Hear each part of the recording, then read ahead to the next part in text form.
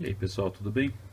Hoje nós vamos falar do How to Draw, esse livro que eu não canso de falar bem dele, escrito pelo Scott Robertson e Thomas Berkeley. Eu quero fazer uma análise geral e mostrar um pouco dos exemplos que tem no livro para vocês. Acho que não tem forma melhor de começar do que olhando o índice, né? Como eu já tinha descrito no post que eu fiz sobre o livro, você tem uma série de pontos que ele toca bem separadinho. Então ele começa pelos materiais e quais os skills que você vai precisar. Depois ele passa para a terminologia de perspectiva, então ele vai falar de vários temas, aí a gente vai passar rapidinho por eles no livro. Depois ele vai para as técnicas básicas de perspectiva e a criação de grids no quarto capítulo. No quinto capítulo ele fala de elipses, no sexto trabalhando com volumes, e aí ele entra numa parte mais específica do livro que ele vai falar desenhando elementos físicos, né? Então desenhando environments ou cenários, desenhando aircraft, aviões, etc., naves, e wheeled vehicles, que é a parte mais de carros, caminhões e etc. Aqui esse estudo das elipses vai ser muito importante. E por fim ele fala de estilos e técnicas diferentes e materiais diferentes e como utilizá-los, né? Então vou passar rapidinho, também não quero que isso aqui vire um vídeo muito longo, mas que ele sim tenha uma cobertura mais aprofundada do que simplesmente folhear, né? Então aqui no primeiro capítulo os materiais, ele já passa por algumas técnicas de aquecimento e uso dos materiais. Então você vê aqui tem perspectiva básica e algumas coisas parecidas. Elipses, prática de elipses. E aí ele já vai para terminologia, né? Aí aqui ele vai falar de plano da imagem, vai falar da distância do observador, posicionamento do observador com relação ao objeto, com relação ao picture plane, que é o plano da imagem, a altura do observador com relação à linha do horizonte. Aí beleza, ele fez toda essa parte inicial de introdução conceitual. Aí ele vai para o que ele diz desde o começo que o livro vai se focar mais, que é a parte parte prática realmente do uso da perspectiva.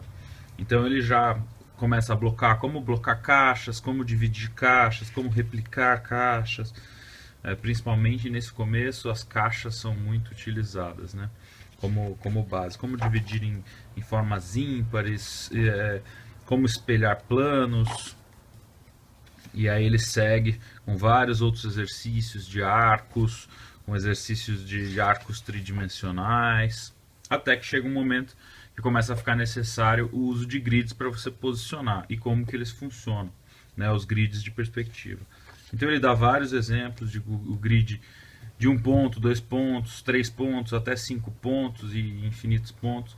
Ele fala bastante dessas questões e como plotar, né, cada um desses, qual vai ser a relação do observador com o plano da imagem, com a linha da visão, com a linha do horizonte, etc. Ele não entra muito nos termos técnicos dessas questões, então ele segura um pouco na parte prática e não desce tanto na parte conceitual, né? Cone da visão, distorções em 2 pontos. Aí aqui como transferir medidas, então ele usa o exemplo de uma figura, como posicionar ela em diferentes lugares no espaço usando alguns pontos de referência. Mais uma vez, ele não desce no ponto pesado da técnica, mas sim na parte mais prática. E aí tem uma série de outros exercícios e usando grid tridimensional e vários outros. Aí tem exemplos práticos de ex-alunos dele e alguns exemplos dele também. Aí ele entra na questão da elipse, que é uma questão super importante de perspectiva e principalmente para o desenho de tudo que ele faz, né? Essas questões mais de naves, carros, etc., que é a expertise dele. Então ele passa por todos os exemplos, como posicionar uma elipse num quadrado, a importância disso, como dividir uma elipse para fazer uma escada, alguma coisa do gênero, ou fazer uma roda de carro, até que ele chega nos volumes. Essa é a parte que eu acho que é mais importante desse livro, que é como plotar um volume dessa forma que ele faz, que é uma forma mais construtiva. Ele não usa tanto as caixas aqui, ele usa mais linhas de contorno, como se ele estivesse construindo um barco, por exemplo. Então tem todos os cortes, as divisões, e ele vai plotando aquilo que ele tem em perspectiva. Então ele começa definindo um pouco de design e fala um pouco das vistas ortográficas, que seriam as vistas simples, né, do lateral, frontal e superior, top view, do objeto, como colocar isso em perspectiva. E aí ele segue para a construção de todos os volumes. Eu também não quero me estender muito nessa questão, porque eu acho que aí teria que ir com muita calma nesses exemplos, né? Intersecção de volumes, volumes complexos, e aí até chegando o mais próximo possível de um carro, uma nave, que seria um volume muito mais complexo, cheio de cortes e cheio de alterações. Uma vez dito isso, ele vai finalizando esse capítulo e começa aquilo que eu falei, são os capítulos específicos. Então ele tem, primeiro, falando de cenários, então ele vai fazer todas as relações com linha do horizonte, como plotar,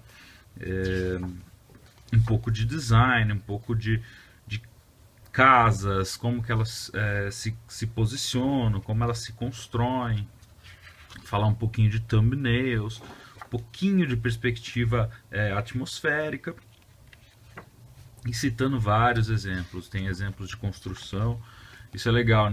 Por exemplo, nesse aqui, você tem um videozinho, né? Esse livro, além da parte impressa, ele tem mais de 40 horas de vídeos para você acompanhar também o que ele está fazendo. Então toda página que tem esse símbolozinho aqui vai ter um vídeo relacionado na internet. E dá para acessar no tablet, tem um aplicativo também, é bem legal. E aí ele segue com vários exemplos. Esses eu vou passar um pouco mais rápido, que são os mais específicos, né? Então ele vai para veículos aéreos. Então ele fala um pouco da anatomia de um avião, quais são os elementos básicos, coisas que você teria que estudar e fazer um research mais pesado se você quisesse fazer um design, né? Aí ele mostra referências visuais, como ele analisa, acho que é um pouco em linha com o que a gente falou naquele post de construindo a biblioteca visual, que tem vários vídeos do próprio Scott falando de veículos e aviões. Então, loose sketching, aí depois finalização. Aí tem exemplos mais práticos, como fazer um avião você mesmo, vai seguindo os passos, como fazer esse avião super simplificado que ele faz primeiro, e aí depois ele fala um pouco de lentes e distorções, como seria a distorção de perspectiva com diferentes lentes, seja uma grande angular, seja uma tele, tem várias peculiaridades interessantes também no livro. Aí um exemplo mais complexo, esse é o exemplo final desse capítulo, que é bem mais difícil, né, do que aquele aviãozinho que a gente viu antes. Penúltimo capítulo, essa parte de carros, que eu acho que é a expertise principal do Scott. Então ele engloba todos os aspectos que a gente viu antes, a parte de visual research, design, fala um pouquinho dessa parte de packaging ou empacotamento, que seria pensar no indivíduo e como ele estará dentro desse veículo, né? Como vai ser ergonomia, etc. Você vê, tem vários exemplos aqui, que alguns são desse livro H-Point, que é da Design Studio Press também. E aí você tem vários outros exemplos, como plotar as rodas usando um underlay de 3D, diferentes lentes de novo, como é que elas vão fazer distorções na perspectiva. Mais outros exemplos de anatomia do carro, desenhando as rodas, exemplos de rodas. Vou passar aqui também, como eu falei antes, teria muita coisa para explorar, mas não é o intuito do vídeo. E aí ele chega no último, que é explorando mídias diferentes e materiais diferentes, né? Então tem a caneta ballpoint, tem Copic markers e ballpoint, grafite, lápis colorido e vários outros exemplos. Também alguns tendo vídeos, né? Para a gente seguir via internet o exemplo dele. Tem alguns exemplos que ele postou no YouTube também, próprios do livro. Então é isso. Depois ele tem um índice rápido e acabou. E é isso. Espero que vocês tenham gostado. Deixa um comentário aqui embaixo e um like se você gostou. E a gente se vê em outro vídeo.